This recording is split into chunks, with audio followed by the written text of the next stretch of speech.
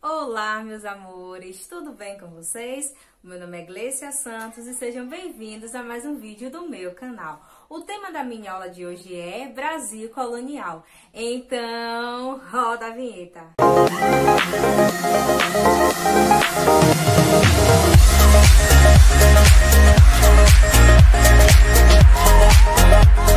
Na última mini aula, analisamos o Brasil pré-colonial. Se você ainda não assistiu, corre lá!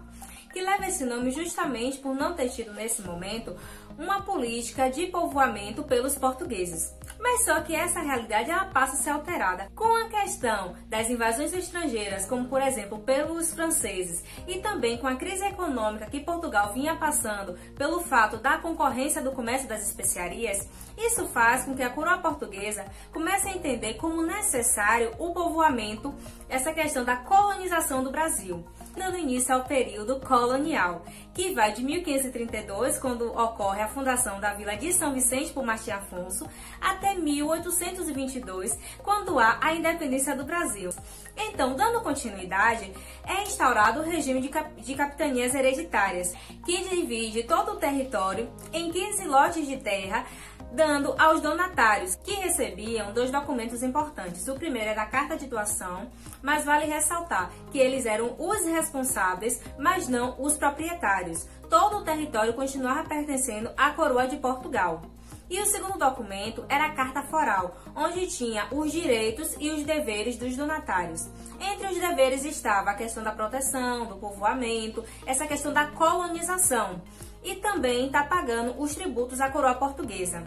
Entre os direitos, tinha tanto a questão do poder administrativo como também o poder judiciário sobre aquela sua faixa de terra, assim podendo também estar cobrando impostos. Os donatários também poderiam fazer doação das sesmarias, que eram grandes faixas de terras doadas aos sesmeiros, que tinham um período de até 5 anos para fazer com que aquela terra tivesse uma renda econômica, como também o povoamento. Nesse sistema, nós temos a base da questão latifundiária do Brasil, que é algo que ainda reflete na contemporaneidade e que foi consolidado com a Lei de Terras de 1850. Diante disso tudo, nós podemos perceber que esse processo inicial de colonização e de povoamento do Brasil pelos portugueses foi dado principalmente a partir de particulares, apesar de toda a expectativa criada pela coroa portuguesa em relação às capitanias hereditárias, já que já tinham implantado esse sistema nas suas ilhas do Atlântico.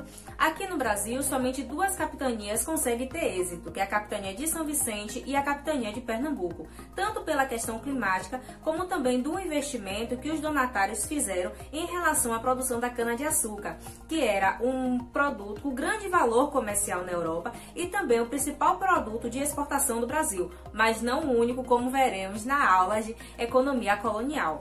Já em relação às capitanias que não tiveram êxito, vários fatores influenciaram nisso.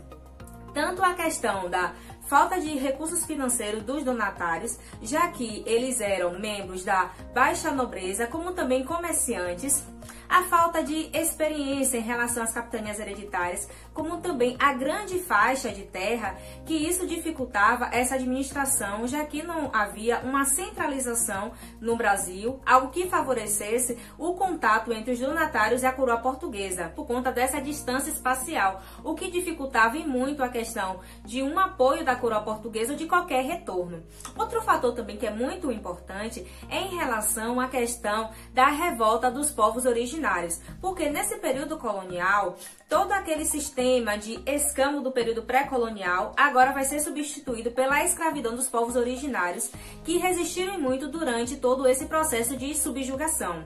Então, esses conflitos vai estar enfraquecendo e até mesmo desmotivando muitos donatários. Outro fator também é em relação ao desinteresse dos donatários, até porque muitos nem aqui vieram. Diante de todo esse fracasso das capitanias hereditárias, a coroa portuguesa começa a pensar em novas medidas para que a colonização ocorra de maneira efetiva, até porque as invasões estrangeiras se tornavam cada vez mais recorrentes e a coroa portuguesa também precisava de novos recursos financeiros para estar ajudando na economia de Portugal. Mas isso são assuntos para as próximas mini-aulas. Se você gostou desse vídeo, deixe seu like. Se não é inscrito no canal, inscreva-se, comente, compartilhe e até a próxima!